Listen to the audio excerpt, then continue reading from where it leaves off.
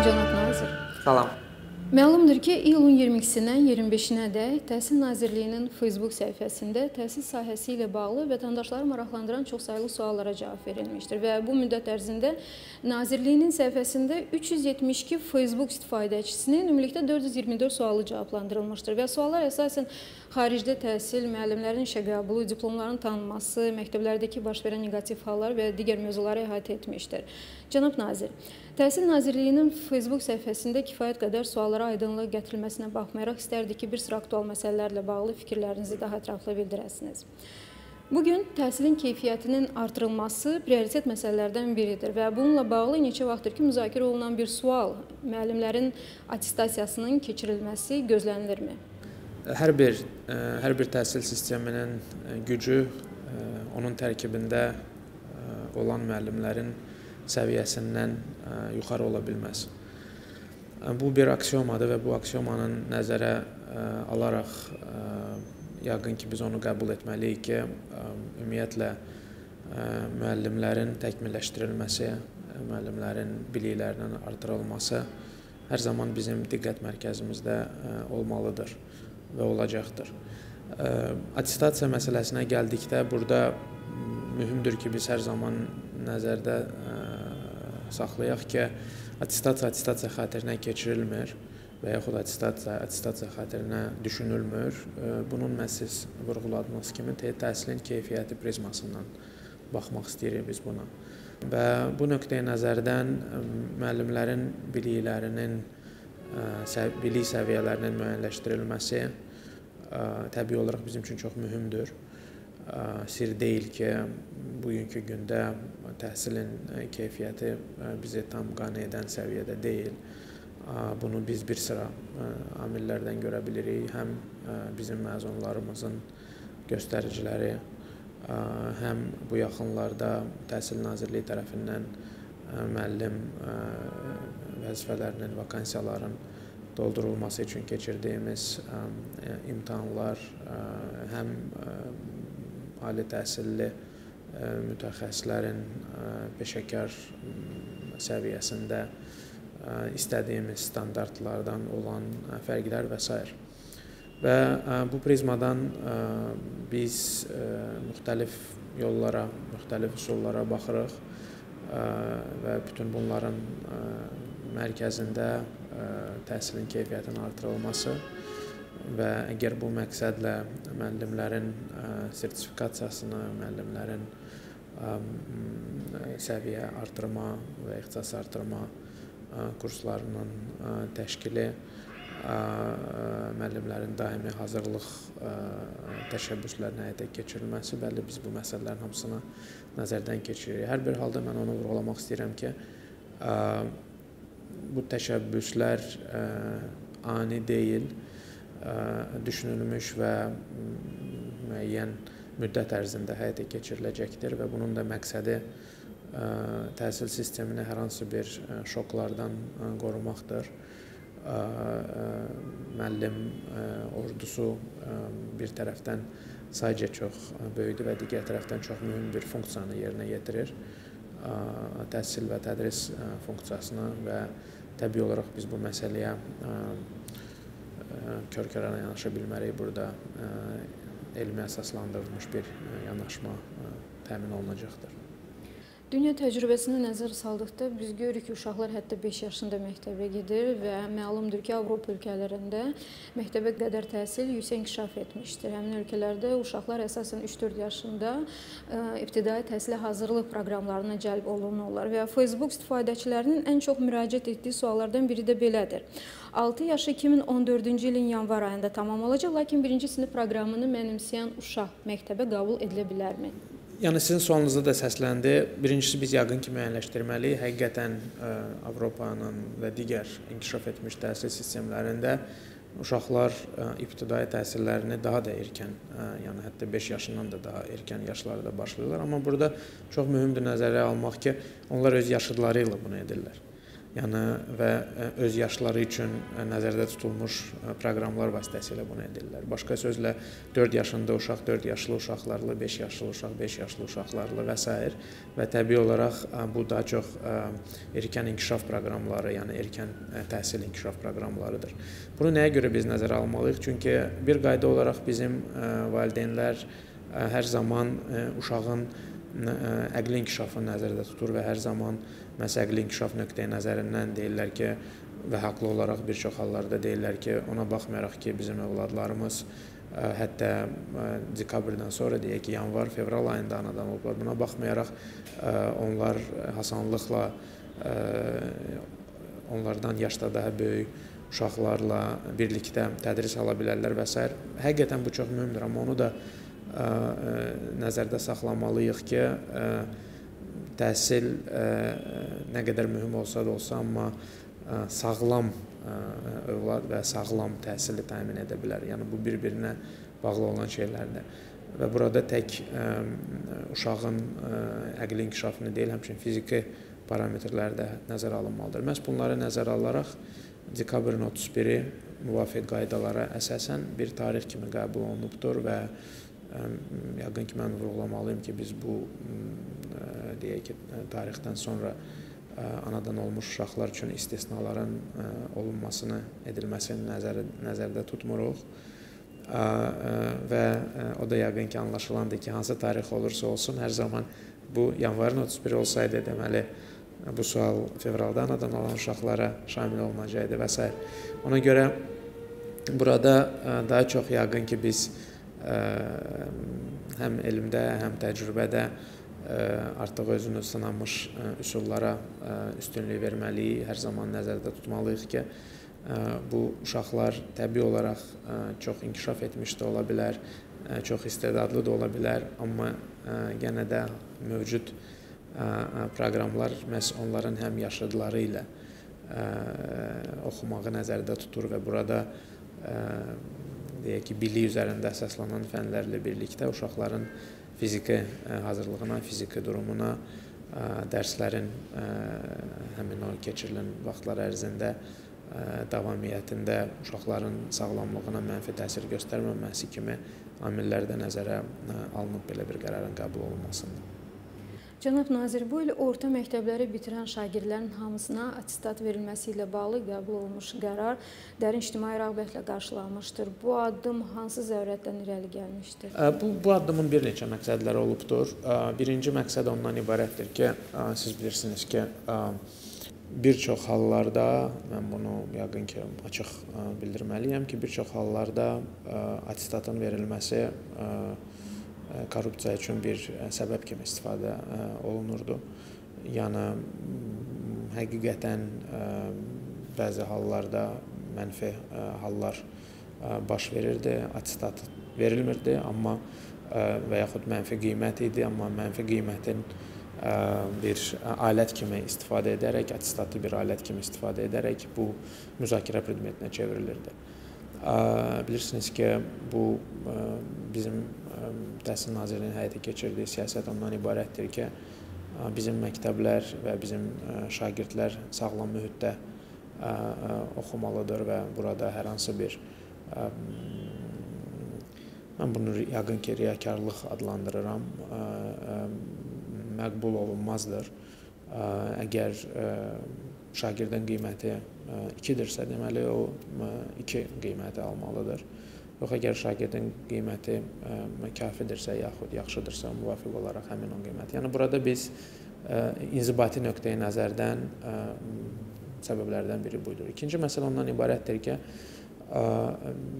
statistika göstərirdi ki, böyük qism bizim şagirdlərimiz 9-cu sinifdən sonra şəhadətnamə, yaxud 11-ci sinifdən sonra attestat almırdır. Bu rəqəmlər müvafiq illərdə hətta 20% çatırdı bütün bizim şagirdlərimizin sayından, buraxılış sinifində olan şagirdlərin sayından və attestatı və yaxud şəhadətnaməsi olmayan şagirdlərin gələcəkdə sosial həyatda iştirak imkanları da dərhal məhdudlaşırdı. Başqa sözlə, onların hətta qəbul imtahanları verməyə belə hüquqları yox idi Bunu da mən ədalətli hesab etmirəm, çünki bir çox hallarda bu və yaxud digər fənn üzrə yaxşı nəticə göstərə bilməyən şagirdlər digər fənlər üzrə istedadlı ola bilir və yaxşı nəticələr əldə edə bilir. Yəni texniki elmlərlə, humanitar elmlər və yaxud təbii elmlər biz bunu hər zaman müşahidə edirik.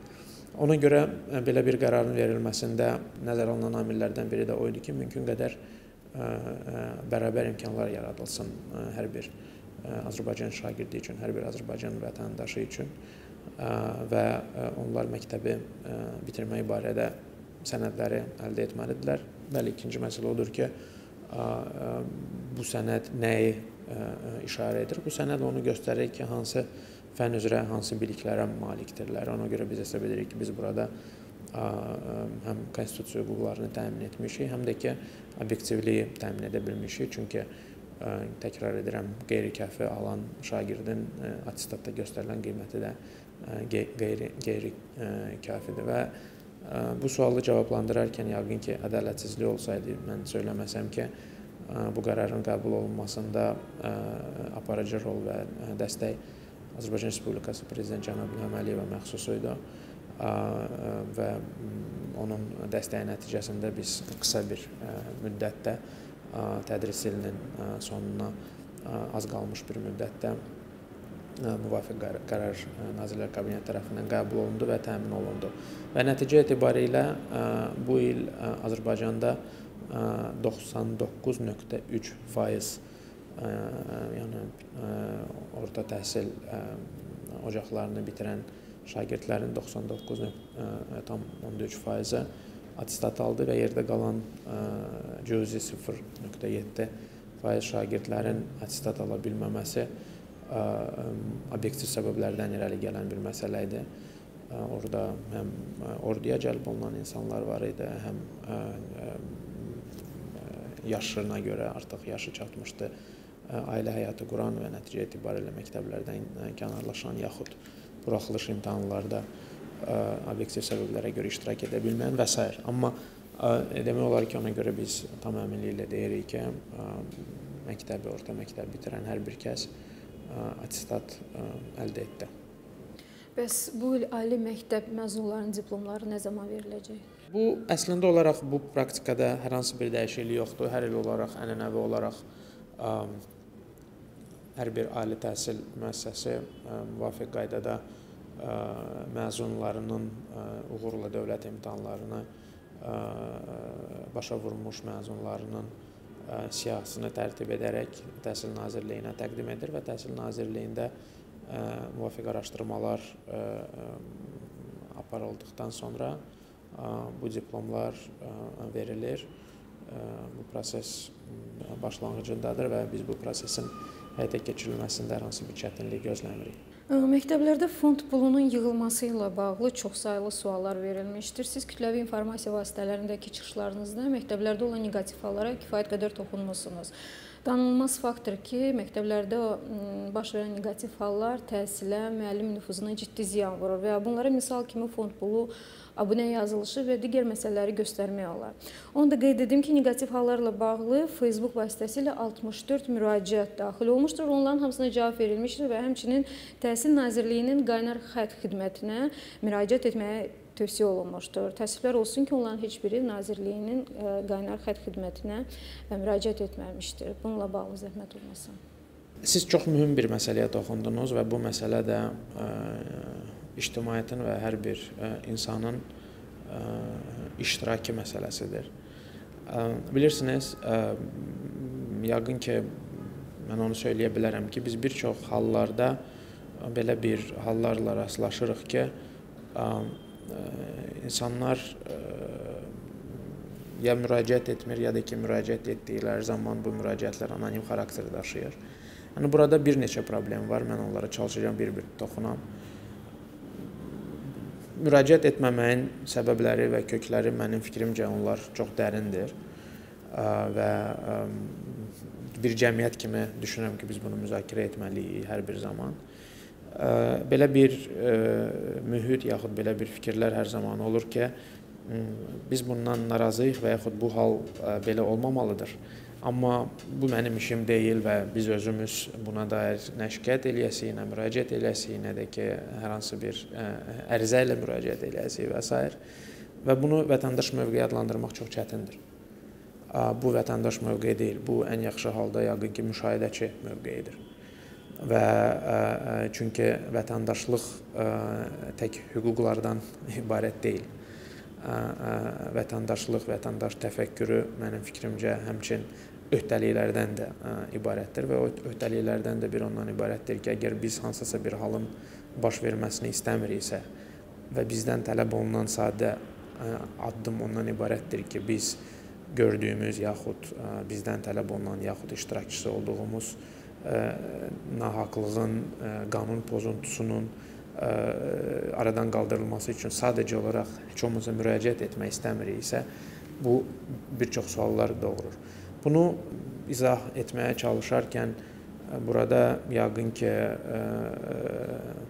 mənim fikrimcə yenə də Sovet quruluşunun və Sovet sisteminin miraslarından biridir. Sir deyil ki,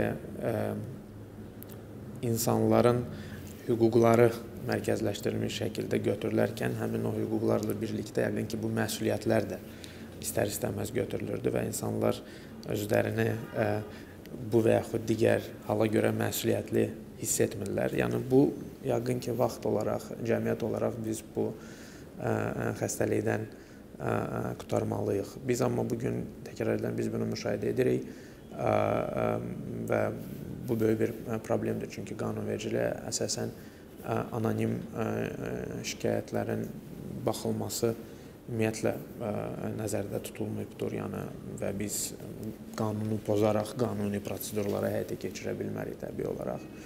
İkinci məsələ ondan ibarətdir ki, xüsusilə yəqin ki, bu böyük şəhərlərdən kənarda özünü biruzə verir. İnsanlar bir qayda olaraq yenə də təəssüflər olsun ki, gördüyü şikayətləri, gördüyü pozuntular barədə münasibət pozmamaq xatirinə kimi yanaşaraq yenə də müraciət etməkdən çəkinirlər. Biz bütün bu problemləri bir tərəfdən tanıyırıq, amma digər tərəfdən bu heç də bizə kömək etmir ki, biz olan mənfi halları tam şəkildə aradan qaldıraq. Bəli, Nazirliyin daxili nəzarət xidməti fəaliyyət göstərir və qaynar xəttlə fəaliyyət göstərir və biz özümüz də çalışırıq, öz təşəbbüsümüzlə də bu məsələləri araşdıraq. O da düzgün olmazdı deyək ki, heç müraciət yoxdur. Müraciətlər var və bir çox müraciətlər artıq edilibdir və müraciətlərin araşdırılması nəticəsində müvafiq qərarlar da qəbul olunubdur. Bir sıra məktəblərin, məsəl üçün, rəhbərləri 245 nömrəli məktəbi Bakıda mən qeyd edə bilərəm, 270 nömrəli məktəbi qeyd edə bilərəm. 2 dənə xüsusi qayğıya ehtiyacı olan uşaqlar üçün internat məktəblərin, 2 internat məktəbinin rəhbərləri misal kimi qeyd edə bilərəm. Bakıda fəaliyyət göstərən kolleclərin birini qeyd edə bilərəm. Ali təhsil müəssisələrin birinin rəhbərini qeyd edə bilərəm. Yəni, bütün bu vəzifəli şəxslərə dair müxtəlif qərarlar, yəni şiddətli, son xəbərdarlıqla şiddətli töhmətdən işdən azad olunmaya qədər müvafiq inzibati qərarlar qəbul olunubdur. Bir sıra digər təhsil ocaqlarında da indi xatırladıqlarımı mən sadalayıram. Bir şeyi yəqin ki, hətta iki məsələni nəzərdə saxlamaq lazımdır. Birincisi odur ki, bu proses qısa müddətdə həll oluna bilməsə də, amma biz bu məsələdə çox qətiyyətliyik və davam etdirəcəyik öz səylərimizi bu istiqamətdə. İkinci məsələ ondan ibarətdir ki, nə qədər paradoksal olsa da, amma bu problemin aradan qaldırılması, yəni orta təhsil sistemində və yaxud ümumiyyətlə ali təhsil sistemində bu yığım praktikasını aradan qaldırılması təhsilin birbaşa ani təhsilin keyfiyyətinə birbaşa və ani təsir göstərməyəcək. Amma sağlam mühit və sağlam platforma yaradılmadan təhsilin əhəmiyyətli dərəcədə keyfiyyətinin artırılması qeyri-mümkündür. Ona görə bu iş daimi davam etdiriləcək. Daha başqa bir məqamı da vurğulamaq istəyirəm. O da ona aiddir ki, bilirsiniz ki, cari təmirlər üçün ənənəvi olaraq, mən bunu dırnaqarası söyləyirəm, ənənəvi sözünü, bu da yığımlar üçün istifadə olunan bəhanələrdən biri idi və bu il yay aylarında və bugün də bu işlər davam etdirilir. Bakı şəhərində 160-dan çox məktəbdə cari təmirin həyata keçirilməsi Təhsil Nazirliyi tərəfindən həyata keçirildi. Regionlarda da bu iş müvafiq olaraq yerli icra hakimiyyətləri orqanları tərəfindən həyata keçirilir. Amma mən Bakıya vurğu qayıtmaq istəyirəm və bu işin həyata keçirilməsi üçün həm Təhsil Nazirliyinin büdcəsində nəzərdə tutulan, həm də ki, Maliyyə Nazirliyinə müraciət əsasən büdcədə Azərbaycan Respublikasının 2013-cü il dövlət büdcəsində nəzərdə tutulan xüsusi ehtiyat vəsaitdən də istifadə olundu və bütün bunların məqsədi nədədir? Təbii olaraq bir tərəfdən şagirdlərimizin və ümumiyyətlə təhsil sistemimizin şəraitinin yaxşılaşdırılması və lazımi səviyyəyə çatdırılması və digər tərəfdən artıq qeyd etdiyim kimi həmin o kütləvi yığımlar üçün istifadə olunan səbəblərin belə aradan qaldırılması, yəni və əsasların belə aradan qaldırılması. Burada obyektiv problemlər də var və onların da aradan qaldırılması müəyyən vaxt çəkəcək. Obyektiv problemlər nədən ibarətdir? Bu daha çox bizim təhsilin idarə edilməsi sisteminin təkmilləşdirilməsindən qaynaqlanan məsələlərdir. Məsəl üçün, məktəblərin öz büdcələri yoxdur və fərz eləyək, bir misal kimi mən bunu gətirəm, amma hər hansı bir məktəbdə adi pəncərə sınırsa, yaxud kiçik bir təmir işində ehtiyac olursa, məktəblərin öz büdcələri olmadıqlarına görə onlar müvafiq şəkildə Bakı şəhər təhsil idarəsinə müraciət etməlidirlər. O öz növbəsində müvafiq dövlət daxili prosedurlardan keçib maliyyə vəsaitlərin ayrılması və s. və ilaxır. Yəni, bu da müəyyən halda vaxt aparan bürokratik prosedurlar. Ona görə biz indi bu sistemə də baxırıq ki, hansı şəkildə biz bir tərəfdən süründüçülük və uzun vaxt tələb etməyən proses və prosedurları tətbiq edə bilək. Digər tərəfdən amma dövlət vəsaitinin xərclənməsi üzərində nəzarəti zəiflətməyək. Ona görə burada obyektiv problemlər də mövcuddur. Amma ilk növbədə dediyim kimi bizim diqqət mərkəzimizdə olan subyektiv halların, yəni sui-istifadələrdən irəli gələn halların aradan qaldırılmasıdır. Bugün xarici ölkələrin ali məktəblərinə verilmiş diplomların Azərbaycanda tanınması ciddi marağa səbəb olan məsələlərdəndir. Və xarici ölkələrin ali məktəblərinə verilmiş diplomların Azərbaycanda tanınma prosesi necə həyata keçirilir? Bu proses Nazirlər Kabineti tərəfindən qəbul olunmuş xüsusi qaydalar çərçivəsində həyata keçirilir. Həmin qaydalar bu prosesi tənzimləyir. Xaricdə təhsil alan hər bir kəs, hər bir şəxs, hər bir istər Azərbaycan Respublikasının vətəndaşı, istər digər dövlətin vətəndaşı olan bir şəxs yaxud vətəndaşlığı olmayan şəxslər, onların müraciəti üçün və xüsusi prosedur və qaydalar mövcuddur. Bu qaydalar Təhsil Nazirliyinin veb-saytında yerləşdirilibdir. Onlardan çox aydın görünür ki, hansı sənədlər tələb olunur və hansı şərtlər mövcud olmalıdır. Mənim fikrimcə, mən tələb olunan sənədlər barədə danışmayacağım, çünki bunu bizi izləyən Facebook istifadəçiləri özləri də internet vasitəsilə görə bilərlər. O ki, qaldı hallar, yəni hansı hallarda bir qayda olaraq imtina oluna bilər bu prosedurdan, yaxud imtina olunur. Bu, o hallarda baş verir ki, misal üçün, mən ən tez-tez rastlaşan hallar barədə deyəcəm. Məsəl üçün, xarici ali təhsil ocağı öz ölkəsində akkreditasiyadan keçmədiyi təqdirdə, fərz eləyək, hansısa ölkədə fərq etmir, deyək ki, Türkiyə, yaxud Böyük Britaniya, yaxud Almaniya, həmin o ölkənin öz daxili qanunvericiliyinə görə ali təhsil ocağı akkreditasiyadan keçməyib. Başqa sözlə, qanuni şəkildə fəaliyyət göstərməyib yaxud tanınmayıbdır bu sahəni tənzimləyən dövlət qurumu tərəfindən. Bu bir haldır. Ona görə xaricdə təhsil alan və yaxud təhsil almaq niyyəti olan tələbələrimiz hər zaman əmin olmalıdır ki, onlar oxuduqları, xaricdə oxuduqları ali təhsil ocaqları həmin o dövlətlərdə akkreditasiyadan keçib və qanuni statusa malik olan ali təhsil ocaqlarıdır. Digər problem, yəni yəqin ki, bu aydındır, amma bunu sadalamaq, səsləndirmək lazımdır. Saxta diplomlarda biz belə hallarla da rastlaşırıq. Ən çox bu keçmiş Sovet məkanı yaxud MDB məkanının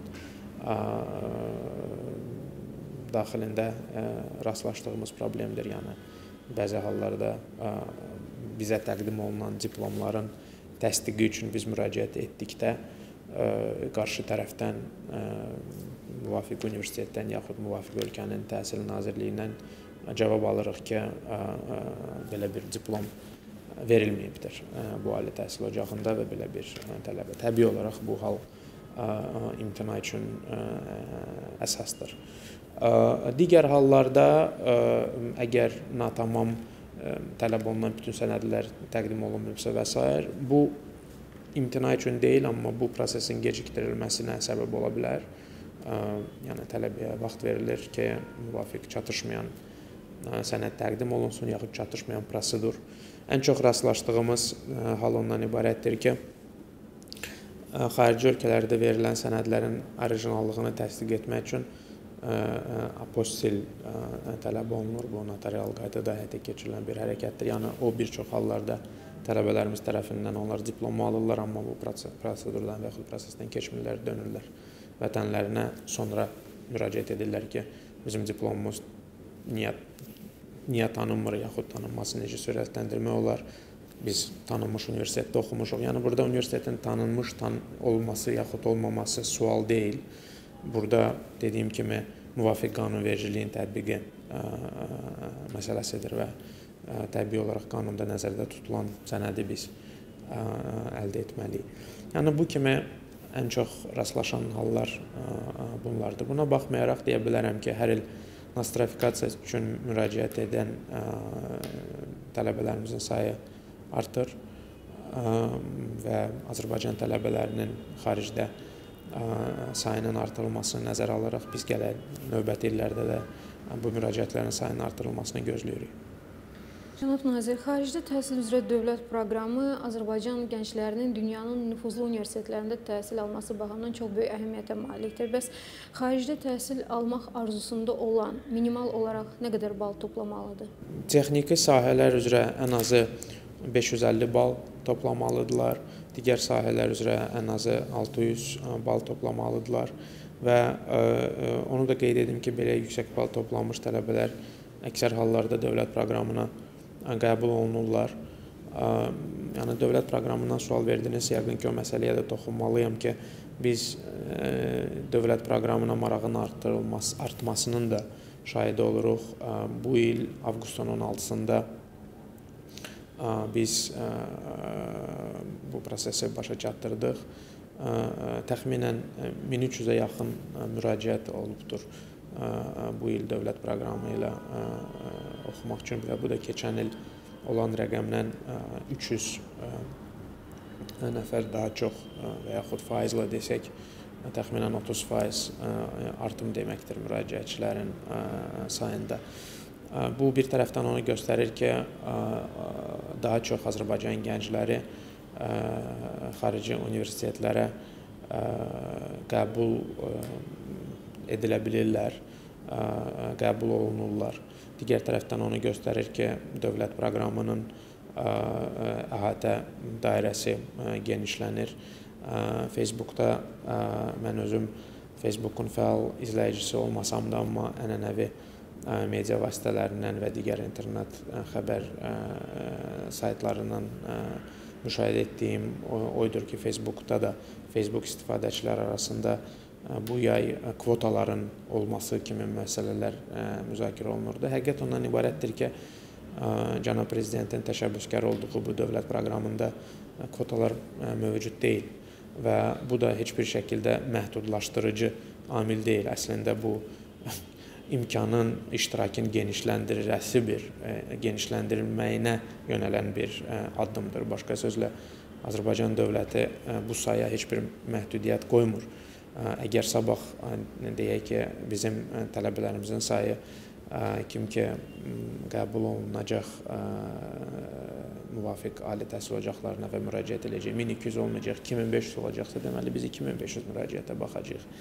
Başqa məsələ ondan ibarətdir ki, müraciət edən hər bir kəs dövlət proqramlarının tələblərinə uyğundurmu və dövlət proqramının tələbinə uyğun olan şəkildə deyək ki, şərtsiz qəbul alıbmı və yaxud keçirilən müsahibə zamanı dövlət proqramının çərçivəsində qoyulan tələblərə tam şəkildə cavab verirmi? Bu ikinci məsələdir. Çünki bir çox hallarda biz elə hallarla da rastlaşırıq ki, və sir deyil, mən bu məsələlər barədə düşünürəm ki, açıq danışmalıyam ki, müraciət edən bəzi tələbələr, düzdür, onlar azlıq təşkil edir, amma bəzi tələbələr heç dövlət proqramının mahiyyətini belə axıra qədər bilmir. Bizdə müsahibələrdə elə hallar olub bu yay. Biz hər zaman, məsəl üçün, maraqlandığımız suallardan biri ondan ibarətdir ki, hansı məqsədlə siz dövlət proqramına müraciət edibsiniz? Biz bəzi hallarda cavab alırıq ki, filan xarici dövlətin vətəndaşı olmaq məqsədi ilə. Yəni, bu öz-özlüyündə bəlkə də pis hal deyil. Yəni, mən heç kimi qınamıram, bu azad seçimdir. Əgər insan hansısa başqa dövlətin vətəndaşlığını qəbul etmək istəyirsə, amma anlamaq lazımdır ki, Azərbaycan Respublikasının dövlət büdcəsindən maliyyələşən proqramın məqsədi heç bir şəkildə Azərbaycan vətəndaşının xarici dövlət vətəndaşı olmaq üçün istifadə edilə bilən bir proqram deyil və bu proqramın məqsədləri tamamilə fərqlidir. Azərbaycan üçün kadr potensialı yaratmaq, müasir düşüncəli insanları yaratmaq və s. Digər misallar, mən imtina üçün əsas olan misallar barədə indi söz açıram. Biz hər zaman əmin olmaq istəyirik ki, dövlət proqramının iştirakçısı olan hər bir tələbə Azərbaycan Respublikasının ümumilli maraqlarını təmsil edən mövzular barədə ən azı ümumi məlumata malik olsun, ən azı Azərbaycan Respublikasının ümumilli maraqlarını düzgün şəkildə xaricdə, ünsiyyətdə olarkən, tələbələr arasında olarkən, professor arasında, universitet divarlarında olaraq düzgün şəkildə işıqlandıra bilsin və təəssüf olsun ki, amma bəzi hallarda deyək ki, hətta ən hesab edirəm ki, dövlətçiliyimiz üçün ən mühüm məsələlərdən biri Dağlıq Qarabağ məsələsi olan məsələdən belə kifayət qədər məlumata malik olmayan tələbələr müraciət edir. Yəni, bunlar hamısı, təkrar edirəm, bu az və kiçik bir sayda və mən hansısa fərdi misalları indi sadalayıram, amma bunlar da həqiqətdir və müraciət edən insanların, tələbələrin arasında belə hallarda olur və təbii olaraq biz bu halda dövlət ona baxmayaraq ki, bu tələbələr müvafiq universitetlər tərəfindən qəbul oluna bilərlər və qəbul olunublar. Amma belə tələbələrin dövlət proqramı hesabına maliyyələşdirilməsini məqsədə müvafiq hesab etmirik və ona görə belə tələbələr barədə vəsatətləri qaldırmırıq təhsil məsələləri üzrə Dövlət Komissiyası qarşısında. Amma mən daha çox dediyim kimi istisna və mənfi hallar barədə indi danışdım. Amma bir də fikrimi onunla başa çatdırmaq istəyirəm ki, biz ildən ilə dövlət proqramı ilə gedən tələbələrin sayının artmasını müşahidə edirik. Bu il biz gözləyirik ki, keçən ilə nisbətən daha çox tələbə gedəcəkdir. Mən indi dəqiq rəqəm çəkməkdə çətinlik çəkirəm, amma güman edirəm ki, necə ki bu artıma oxşar bir müraciətlərdə artıma oxşar bir rəqəm olacaqdır. Yəni güman edə bilərik ki, həmin o 25-30% arası daha çox tələbə gedə bilər bu il. Həmçinin dövlət proqramına namizədlərin müvafiq tədris dilinin bilmə səviyyəsi ilə bağlı da məsələlər haqqında Facebookda fikirlər səslənir bununla bağlı. Var həqiqətən belə hallar. Yəni bu bizim üçün də bəzi hallarda çox səmimi bildirməliyəm ki, təəccüblü olur ki,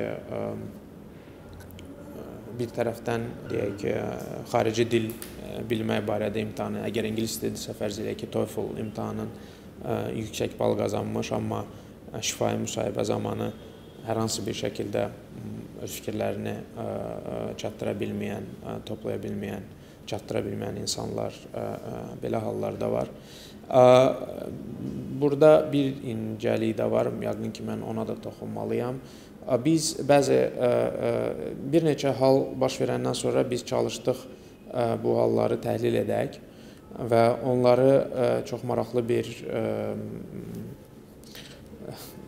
bir məsələyə rast gəldik. O da ondan ibarətdir ki, bəzi hallarda və yaxud bir çox hallarda eyni sertifikasiya mərkəzindən yüksək bal almış tələbələr həmin şifahi müsahibədə ingilis dilində mən danışıram, biliyini nümayiş etdirə bilməyiblər. Bu ayrıca olaraq araşdırılacaqdır. Bu Azərbaycan Respublikasının kənarında yerləşən sertifikasiya mərkəzidir. Bu ayrıca olaraq araşdırılacaqdır. Dövlət proqramına seçim mərhələsi başa çatandan sonra mən bunu əminliklə deyə bilmərəm, amma bu müəyyən şübhələr yaradır. Onu da qeyd etməliyəm ki, bu ildən etibarən biz bu prosesin ictimailəşdirilməsini və şəffaflığını təmin etmək məqsədi ilə hər bir müraciət edən tələbə ilə fərdi müsahibə həyata keçiririk və müsahibə komissiyasının tərkibi tək dövlət məmurlarından, yəni Təhsil Nazirliyinin işçilərindən ibarət deyil. Həmçinin xüsusilə bu məqsədlə bir sıra qurumlardan, burada mən məsəl üçün tibb sahəsi üzrə tədrisə gedən tələbələr üçün Səhiyyə Nazirliyinin nümayəndələrinə biz xahiş etmişik, ayrılıbdır. Bir neçə universitetdən, Azərbaycan Diplomatik Akademiyasından, Prezident yanında Dövlət İdarəçiliyi Akademiyasından yüksək səviyyəli mütəxəssisləri cəlb etmişik və komissiyanın tərkibində həmçinin qeyri-hökumət təşkilatlarını təmsil edən nümayəndələr fəaliyyət göstərir. Ona görə biz tam əminliklə söyləyə bilirik ki, 2013-cü ildə dövlət proqramına seçim prosesi tam şəkildə şəffaf və ədalətli olubdur. Hər bir, bəli, apellyasiyalar da olubdur, şikayətlər də var. Elə tələbələr var ki, onlar hesab edirlər ki, onlar qeyri-ədalətli olaraq müsahibədən keçməyiblər. Amma mən bunu səmimi olaraq təbii bir proses kimi qəbul edirəm. Çünki heç də hər bir halda biz öz müvəffəqiyyətsizliyimizə obyektiv olaraq baxa bilmirik. Amma əsas məqam ondan ibarətdir ki, prosesin şəffaf və düzgün təşkil olunub, yoxsa olunmuyubmu? Və bu suala cavab verərkən mən tam əminliklə deyə bilərəm ki, bu proses tam şəffaf və tam obyektiv şəkildə həyata keçirilir və bu prosesdə iştirak edən hər bir kəs üçün eyni şərait yaradılmışdır. Bəs prioritet ixtisaslar üzrə qəbul kvotası ilə bağlı? Prioritet ixtisaslar deməli, təhsil məsələləri üzrə Dövlət Komissiyası hər il prioritet ixtisasların siyahısını müəyyənləşdirir və analoji şəkildə universitetlərin siyahısını müəyyənləşdirir. Hal-hazırda 500-dən çox universitet var bu siyahıda. Prioritet ixtisaslara gəldikdə biz bir qayda olaraq prioritet ixtisaslar üzrə müraciət edən tələbələrə üstünlük veririk. Lakin burada da bir məsələ var, hansını ki biz gələcəkdə müəyyən dəyişikliklər nəzərdə tuturuq. O da ondan ibarətdir ki, hal-hazırda bu qərar, yəni prioritet ixtisasları və universitetləri göstərilən qərar yazın sonunda qəbul olunur. Biz gələcəkdə bunu təkmilləşdirmək niyyətindəyik, çünki xarici universitetlərin əksəriyyətinə bir qayda olaraq müraciət və qəbul olma prosesi qışda baş verir. Hətta elə universitetlər var ki, payızın sonundan başlayaraq onlar öz qəbul olma qərarlarını verirlər. Və bizim öz tərəfimizdən isə yazda qərarın qəbul olunması bəzi hallarda gətirib ona çıxarır ki, xüsusilə bu o hallarda olur ki, siyahıda olan universitet və bu il bu və yaxud digər səbəbdən siyahıda olmayan universitet üzrə tələbə qəbul olunur, amma o siyahıda olmadığına görə bu müəyyən problemlər yaradır onun baxılmasında. Yəni bu kimi problemin aradan qaldırılması üçün biz Təhsil Məsələləri üzrə Dövlət Komissiyası qarşısında vəsatət qaldıracağıq ki, bu qərar yəni universitetlərin siyahısının təsdiqi və prioritet ixtisasların siyahısının təsdiqi ya payızın sonunda baş versin, ya da ki, əgər biz yaz aylarında bu qərarları qəbul edəcəksə, o zaman bir növbəti il daha əhatə etsin. Yəni, fərz eləyək ki, 2013-cü ilin aprelində qəbul olunmuş siyahı 2014-cü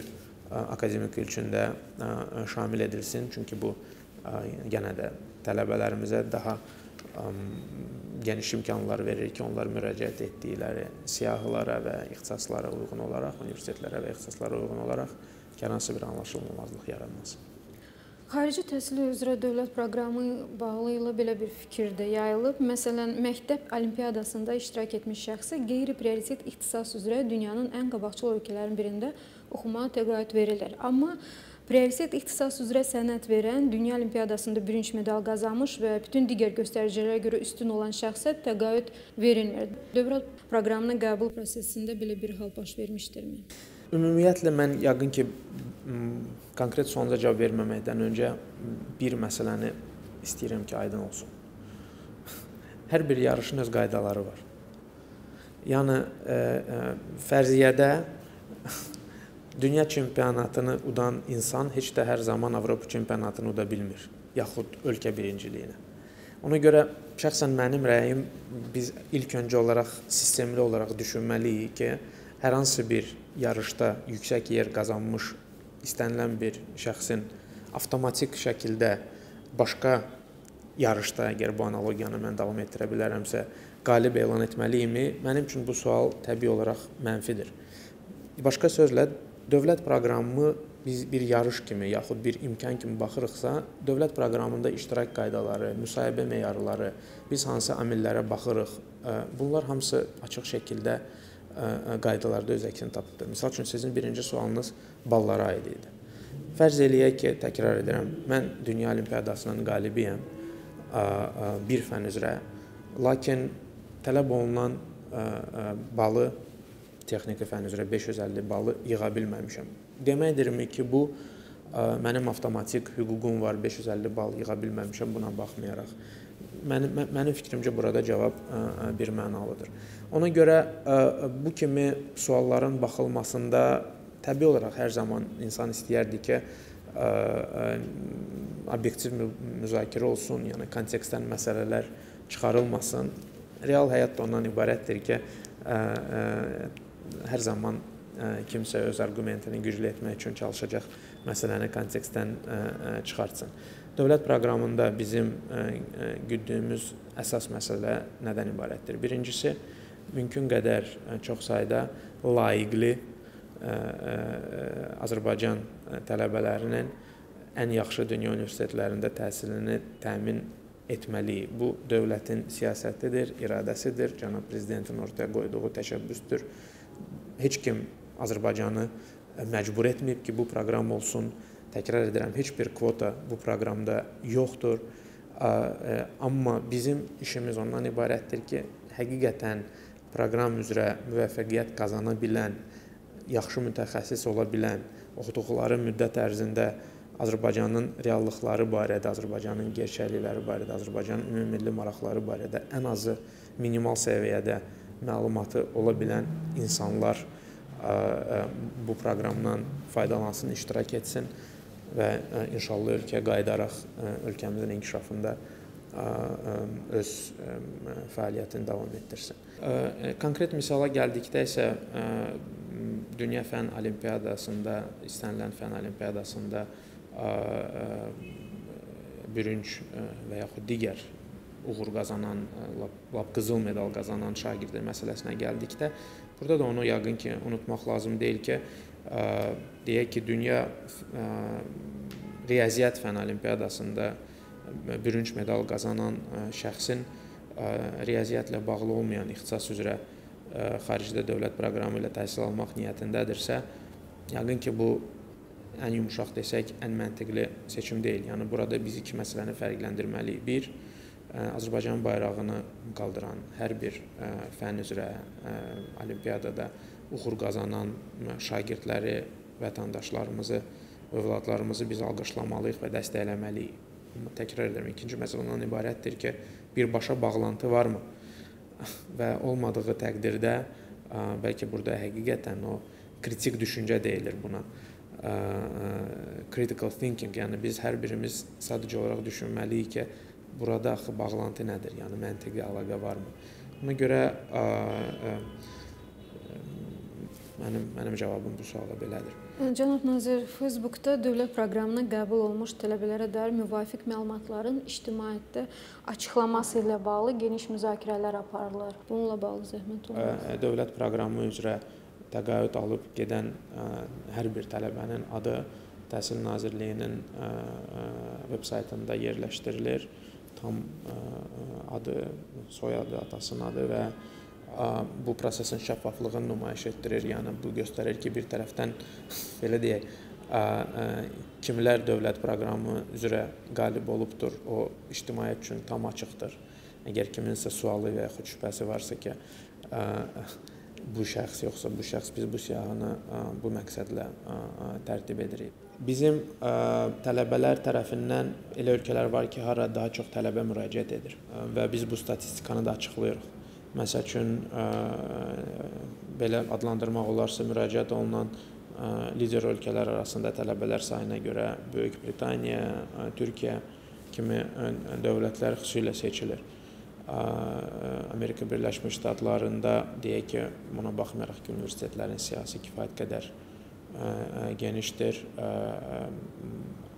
Amma burada yenə də hər şey müraciət olub, qəbul olunan insanların sayından qaynaqlanır bu say. Yəni, Təhsil Nazirliyi olaraq biz təsir imkanlarımız yoxdur ki, bu və yaxud və biz bunda əslində olaraq heç maraqlı da deyilik ki, bu və yaxud digər ölkəyə daha çox tələbə getsin, yoxsa daha az tələbə getsin. Biz bu proses üzərində hər hansı bir nəzarət həyata keçirmirik və dediyim kimi əsas meyar ondan ibarətdir ki, prioritet ixtisas olsun və siyahıda olan universitet olsun. Hansı ölkədə bu universitet yerləşir, o bizim üçün əhəmiyyətli deyil. Dövlət proqramının qəbul prosesi avqustun sonuna kimi davam edir. Xarici ölkələrin ali məktəblərində dərslər əsasən sentyabrın 1-də başladığı üçün tələbələrin təhsil haqlarının ödənilməsi və qeydiyyatdan keçməsi məsələləri yubanır və Facebookda istifadəçilər soruşurlar ki, dövlət proqramının qəbul prosesinin vaxtını aprel-may aylarına dəyişmək mümkündürmü? Dediyim kimi, burada əsas məsələ ondan ibarətdir ki, bizim üçün, yəni çətinlik yaradan əsas məsələ ondan ibarətdir ki, tələbə qəbul dövlət komissiyasının imtahan məsələsi mövcuddur və ona görə biz aprel-may etdiyimiz təqdirdə bizim üçün sual yaranır ki, yəni biz bilirik ki, bizdə qəbul imtahanların tarixi yay aylarında baş verir, ona görə bu bir problem yaradır. Amma ümumilikdə biz bu da sir deyil ki, yəni Təhsil Naziri kimi mən 4 ayda fəaliyyət göstərirəm və bizim müzakirələrimiz oldu ki, biz bu ilin proqramına hər hansı bir köklü proqramın idarə edilməsinə hər hansı bir köklü dəyişiklik etməliyimi, edə biləriyimi, burada risklər nədir və biz belə bir qərara gəldik ki, yalnız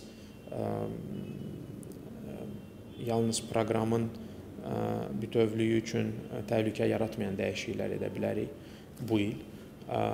Çünki çox az vaxt qalmışdır bu prosesin başlanıb uğurla başa çatdırılması üçün. Eyni zamanda biz bütün bu kimi məsələləri toplayırıq və seçim prosesi başa çatandan sonra payız və qış aylarında bunları təhlil edib mümkün qədər təkmilləşdirmələri həyata keçirəcəyik gələcək illərdə. Qəbul bakalavriat təhsili alıb qurtarandan sonra müəllim kimi işləmək olarmı? Bakalavrlar müəllim işləyə bilərmi? Qiyabi təhsil, yəni ümumiyyətlə Azərbaycan Respublikasının qanunvericiliyinə əsasən hər bir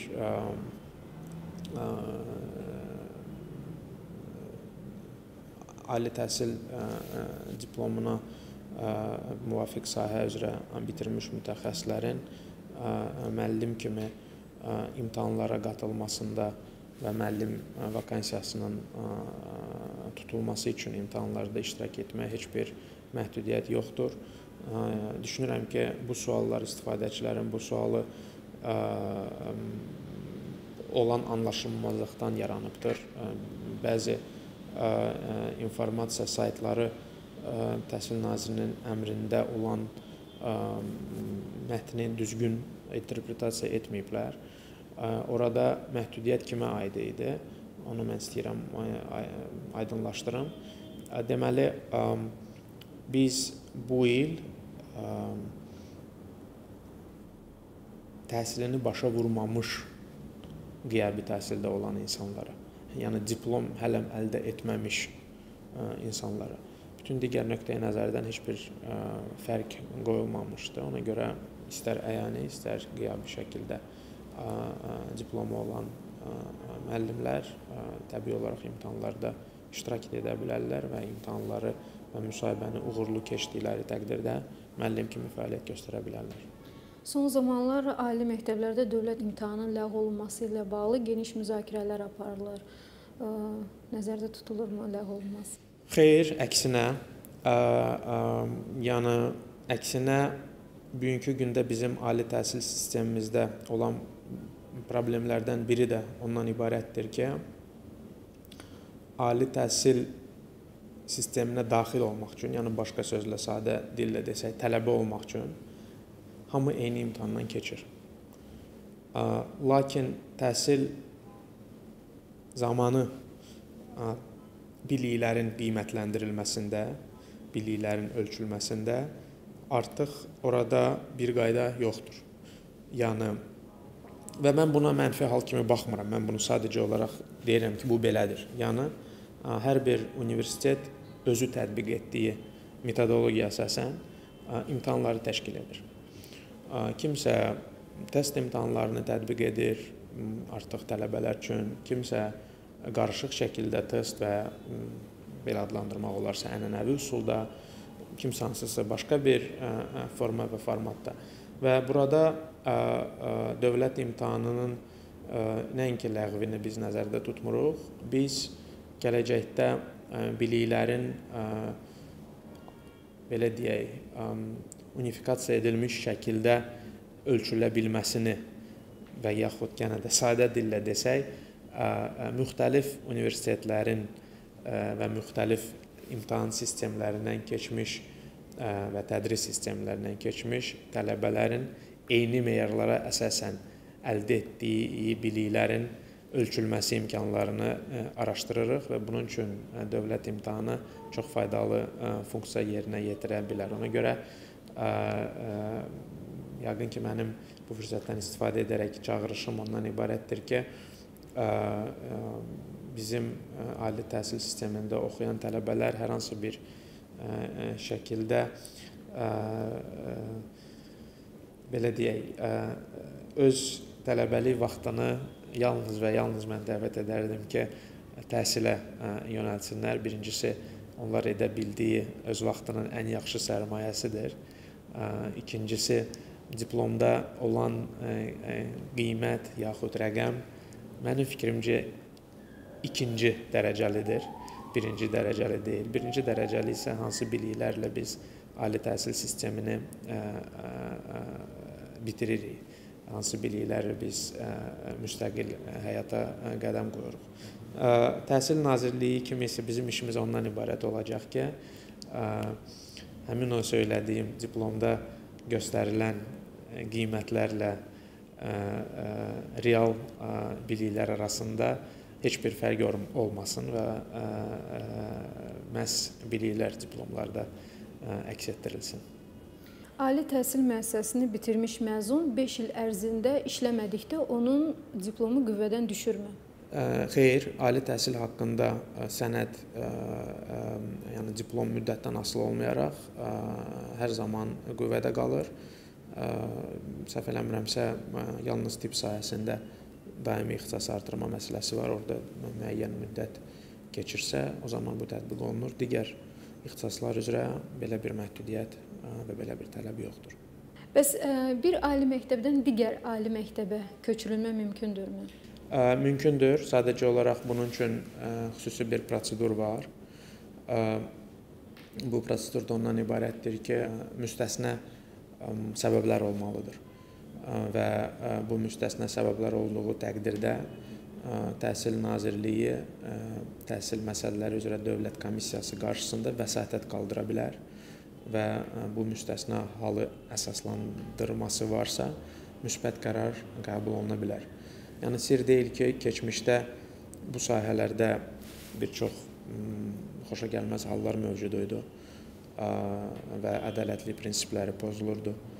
Tələbələr deyək ki, bir fakültələrə daha az daxil olmaq üçün bal tələbi olan fakültələrə daxil olurdu və digər fakültələrə, hətta digər peşə ixtisaslarına köçürmə ala bilirdi. Mən təkrar edirəm, burada biz iki məsələni tanımalıyıq. Bir, tələbə vətəndaşdır, hər bir vətəndaşın hüququ var ki, öz seçimini dəyişsin gələcəkdə. Yəni bir peşədən başqa peşəyə və yaxud bir fakültədən başqa fakültəyə keçsin, biz bu hüququ tanımalıyıq. Eyni zamanda amma biz əmin olmalıyıq ki, bu digər tələbələrin hüquqlarının pozulması hesabına həyata keçirilmir və bunun üçün qanuni əsaslar mövcuddur və bu proseslər tam şəffaf olmalıdır. Ona görə köçürmə mümkündür. Bu bir prosesdir. Onun üçün müvafiq qaydalar var. O qaydalara əsaslanaraq hər bir fərdi halda qərar verilir ki, köçürmə mümkündür, yoxsa mümkün deyil. Cənab nazir, hazırda müəllimlərin işə qəbulu prosesi davam edir və Facebookda müəyyən iradlar var ki, xüsusilə də regionlarda vakant müəllim yerləri gizlədilir. Bununla bağlı sizin fikrinizi bilmək istərdik. Bilirsiniz necədir? Yəqin ki, bundan biraz öncə qayıtdığım məsələyə mən toxunmaq istəyirəm. Əgər belə bir məlumat varsa və əgər o bizə müraciət oluna bilərsə, mən tam məsuliyyətlə bəyan edirəm ki, regionlarda, şəhərdə fərq etmir. Gizlənilən vakansiyalar üçün birbaşa məsuliyyət mövcuddur və mən Azərbaycan Respublikasının Təhsil Naziri kimi belə halların araşdırılmasını və onların əgər olduğu təqdirdə buraxmış şəxslərin cəzalandırılması üçün var gücümlə fəaliyyət göstərəcəm. İkinci məsələ ondan ibarətdir ki, bizim keçirdiyimiz imtahan nəticələri təəssüflər olsun ki, o qədər də ürəkaçan deyil. Yəni 3200 çıxarılmış, təxminən 3200 çıxarılmış vakansiyalardan cəmi 1200-dən biraz çox bir rəqəm, 1245 səhv eləmirəmsə, vakansiya imtahan və müsahibə nəticəsində doldurulmuş oldu. Bu nə deməkdir? Biz bunun şahidiyik ki, bir çox hallarda vakansiyaların boş yerin doldurulması keçid balının aşağı salınması hesabına nail olur. Biz bu yolun tərəfdarı deyilik. Müəllim peşəsini peşəkarlıqla tədris etmək üçün minimal bilik səviyyəsi var və bu məktəb proqramına əsaslanan bir bilik səviyyəsidir. Və bu minimal bilik səviyyəsinin imtahanından keçə bilməyən müəllimin təkrar edirəm, diplomundan asılı olmayaraq hansı dərəcədə öz funksiyasını peşəkar şəkildə həyata keçirə bilər və hansı şəkildə müəllimliyini peşəkar həyata keçirə bilər, təbii olaraq bu böyük bir sualdır və biz onun tərəfdarıyıq ki, bilik imtahanından keçə bilməyən şəxsi müəllim kimi işə qəbul etməkdənsə, biz həmin o müəllim yükünü digər məktəbdə fəaliyyət göstərən digər müəllimlər arasında bölüşdürməyimiz daha düzgün bir seçimdir. Çünki qısa müddətdə bu bizim üçün problemlər yaratsa da, amma orta və uzun müddətdə bu düzgün bir mesajdır. Çünki insanlar, müəllimlər, gələcək müəllimlər bilməlidir ki, müəllim peşəsinə sahib olmaq üçün onlar biliklərə malik olmalıdır və bilik imtahanlarını uğurla keçməlidir. Ona görə mən hesab edirəm ki, burada mənim verdiyim misal onu göstərir ki, yalnız bu il biz 2000-ə yaxın vakansiya bilərəkdən doldurmuruq. Yəni biz keçid balını aşağı salmırıq. Biz bilik üzərində kompromisə getməyə hazır deyilik. Biz əksinə istəyirik ki, bizim gələcək müəllimlərimiz orta götürsək, orta bilik səviyyələri bugünkü müəllim ordusunun orta bilik səviyyəsindən yuxarı olsun, üstün olsun. Və bunun yeganə yolu ondan ibarətdir ki, biz bu məsələ barədə şəffaf olmalıyıq. Ona görə hansı dərəcədə gizlənilən vakansiya problemi var, yoxsa mövcud olan vakansiyaların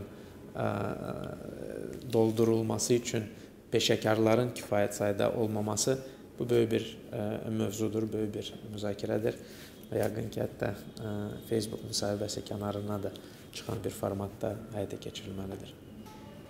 Cənab nazir, artıq yeni tədris ili ərəfəsində və sizin orta təhsil aldığınız dövrdə dərslər sentyabrın 1-də başlayırdı. İndi də ictimaiyyət arasında belə bir fikir yayılıb ki, yeni tədris ili sentyabrın 1-də başlayacaq.